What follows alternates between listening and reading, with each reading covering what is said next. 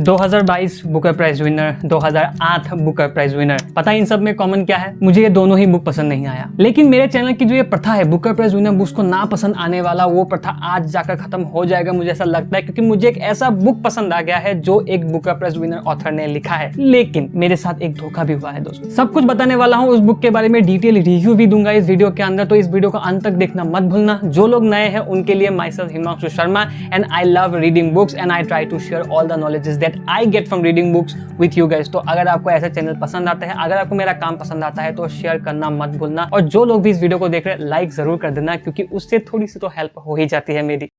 लेकिन detail review से पहले उस धोखे की बात कर लेता हूं जो मेरे साथ हुआ है इस बुक को लेकर जब मैंने इस बुक को खरीदा था। वो बुक है सरफेसिंग बाय मार्गरेट एटवुड। इस बुक के बारे में अगर आप ध्यान से देखोगे तो यहाँ पे लिखा है सरफेसिंग, जो इस बुक का टाइटल है, उसके नीचे लिखा है Margaret Atwood winner of the 2000 Booker prize. अभी मैंने ये ध्यान नहीं दिया कि जो winner of the 2000 Booker prize लिखा है वो मार्गरेट एटवुड के नीचे लिखा गया है, ना ही बुक के नीचे। इसका मतलब ये है कि इस बुक को बुकर प्राइज नहीं मिला है, बल्कि इस ऑथर को 2000 सन में बुकर प्राइज मिल चुका है। और मार्गरेट एटवुड को जिस बुक के लिए बुकर प्राइज मिला था उसका नाम था द ब्लाइंड असैसिन। लेकिन इस बुक को मैंने ये समझ के खरीद लिया कि इस बुक को 2000 सन में बुकर प्राइज मिल चुका है। यही नहीं, अभी और सुनिए। और इस बुक को मैंने पिछले ही वीडियो के अंदर खरीदा था, जिस वीडियो के अंदर मैंने 400 रुपए पर केजी के हिसाब से बुक्स को खरीदने का एक हॉल बनाया था। अगर आपने वो वीडियो नहीं देखा तो जाओ जाके देख लो, डिस्क्रिप्शन में लिंक मिल जाएगा। लेकिन जब मैंने इस बुक को खरीदा था, इस बुक का जो ब्लर्ब है, इस ब्लर्ब को पढ़ के मुझे ऐसा लगा था कि ये कोई एक थ्रिलर बुक होने वाला है, क्योंकि इसके ब्लर्ब में ऐसा लिखा गया था कि एक यंग वुमन है जो अपने घर क्यूबेक कनाडा में वापस चली जाती है अपने मिसिंग फादर को ढूंढने के लिए। जो लड़की है वो 20 साल तक अपने पेरेंट्स से नहीं मिलती। अचानक उसको एक दिन पता चलता है कि उसकी जो फादर है वो मिसिंग है। उनको ये भी पता नहीं है कि वो मर गए हैं या फिर वो कहीं जिंदा है। लेकिन इस बुक के अंदर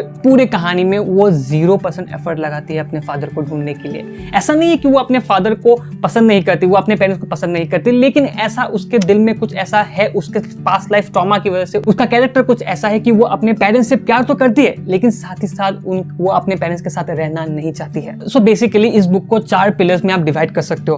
पहला pillar the Americanization of Quebec Canada, second pillar feminism, third pillar self discovery, और fourth pillar past life trauma. यानी कि इस बुक की जो स्टोरी है वो इन्हीं 4 पिलर्स के बीच में घूमती रहती है। अगर आप लोगों को पता नहीं है तो मैं बता देता हूँ कि 1945 से पहले क्यूबेक कनाडा जो है वो एक फ्रेंच कॉलोनी हुआ करता था। इनफैक्ट वर्ल्ड वॉर 2 के दौरान भी फ्रेंच की तरफ से ही होकर क्यूबेक ने वर्ल्ड वॉर 2 में पार्टिसिपेट किया था। अभी जो मैंने आपको हिस्ट्री लेसन दिया ना, उस हिस्ट्री लेसन को मुझे खुद से पढ़ना पड़ा, क्योंकि जब मैंने इस बुक को शुरू किया तो इस शुरुआत के 5 जो चैप्टर्स थे वो मुझे कुछ भी समझ में नहीं आ रहे थे। तो मैंने सोचा कि क्यों ना मुझे कुछ कॉन्टेक्स्ट के लिए क्यूबेक का हिस्ट्री जानना जरूरी है। तो मुझे ऐसा लगा कि मुझे क्यूबेक के बारे में कुछ ना कुछ ऐसा एक ब्रीफ हिस्ट्री टाइप पढ़ लेना चाहिए। तो तब मैंने जाकर इंटरनेट पे क्यूबेक के बारे में पढ़ा, तब जाकर मुझे ये बुक के जो चैप्टर है उनके कॉन्टेक्स्ट है वो समझ में आ गया था। अभी अगर आप ये बुक पढ़ने के लिए जाओगे तो आपको हिस्ट्री लेसन पढ़ने की जरूरत नहीं पड़ेगी, क्योंकि मैंने ऑलरेडी आपको बता दिया है। तो उसके लिए एक थैंक्स कमेंट में जरूर बोल देना। अब ये जो बुक है वो मेनली उसके पास ट्रॉमा के ऊपर घूमती है। वो जो 4 पिलर है उनमें सबसे बड़ा स्ट्रॉन्ग जो पिलर है वो उसके पास ट्रॉमास है। जो हमारी मेन कैरेक्टर है जो 20 साल बाद अपने घर क्यूबेक में वापस जाती है, तब उसको जो उसकी पुरानी यादें है, जो उसकी पुराने ट्रॉमा है, वो सब उसको हॉन्ट करने के लिए वापस आते हैं। और मैंने जैसा आपको बताया कि उसका जो रिलेशन है उसके पेरेंट्स के साथ वो इतना ज्यादा कुछ खास नहीं था। मतलब आप ये इमेजिन कर सकते हो कि जब उसकी माँ मर रही थी, डेथ बेड पे थी, तब हमारी जो मेन कैरेक्टर है उसने अपनी माँ का हाथ पकड़ के उनके आखिरी वक्त में एक ही चीज कहा था, अगर आप मर गए तो मैं आपके अंतिम संस्कार में नहीं आने वाली हूँ। तो उसके पास्ट लाइफ ट्रॉमास की वजह से उसका रिलेशन कुछ इस टाइप का था। और उसके बाद जब वो घर से बाहर निकल जाती है, उसको एक लड़का पसंद आता है, उससे वो शादी कर लेता है। शादी के 2 साल बाद बच्चे हो जाते हैं, लेकिन उसके बाद उसको ऐसा लगता है कि कहीं ना कहीं वो बच्चा उसको करने का मन नहीं था। तो इसी प्रेगनेंसी के प्लॉट को ये बुक बहुत ज्यादा स्ट्रेस करती है और एक फेमिनिज्म के डायरेक्शन पे ये बुक लेके जाती है। लेकिन इस बुक का जो लास्ट के 5 चैप्टर्स है वो बहुत ही ज्यादा इंटरेस्टिंग चैप्टर्स है, क्योंकि लास्ट के जो 5 चैप्टर्स है उसमें सेल्फ डिस्कवरी का प्लॉट को रिलीज किया गया है। और वो 5 चैप्टर्स मुझे बहुत ही ज्यादा पसंद आए। मतलब इस पूरे बुक के अंदर 28 चैप्टर्स है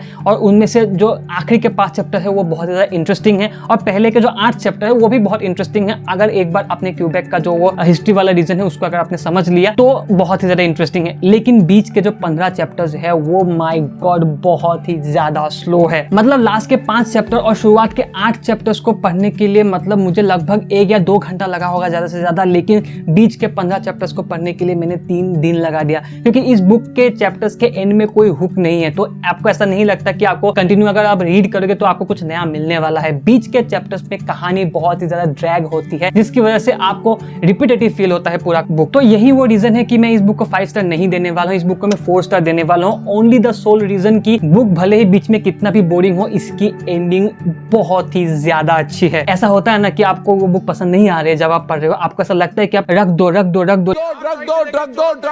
आप उस बुक को होल्ड करके बैठ जाते हो, लेकिन आखिर में आपको वो रिवॉर्ड मिलता है, आखिर में आपको मजा आता है वो बुक पढ़ने का, और वो बुक पढ़ने का जो रिग्रेट है वो आपको नहीं होता है। तो अगर आपको ये बुक पढ़ना है तो पहली बात आपको हिस्ट्री में थोड़ा सा आपको इंटरेस्ट होना चाहिए, और फेमिनिज्म जो टॉपिक है उनके रिलेटेड आपका थोड़ा अगर इंटरेस्ट है तभी आप इस बुक को पढ़ो, नहीं तो आप इस बुक को बीच में ही छोड़ दोगे, जो आपके लिए भी अच्छा नहीं होगा और इस बुक को भी जस्टिफाई नहीं करेगा। तो अगर आपको ये बुक पढ़ना है और इसकी अगर कॉपी इंटरनेट पे अवेलेबल है तो मैं आपको लिंक डिस्क्रिप्शन में दे दूंगा, आप वहां से जाकर उसको बाय कर सकते हो। और मैंने अपने चैनल पे नया लाइव स्ट्रीम शुरू किया है, तो एक लाइव स्ट्रीम मैं ऑलरेडी कर चुका हूं। अगर आप फ्यूचर लाइव स्ट्रीम में ज्वाइन करना चाहते हो और एक अच्छी हेल्दी डिस्कशन करना चाहते हो किताबों के बारे में, मूवीज के बारे में, किसी भी चीज के बारे में, तो आप चैनल को सब्सक्राइब कर सकते हो, नोटिफिकेशन आइकन को ऑन कर सकते हो। मिलते हैं आपको अगले वीडियो में किसी और नए अमेजिंग बुक के साथ, लेकिन तब तक के लिए कीप रीडिंग, कीप वॉचिंग।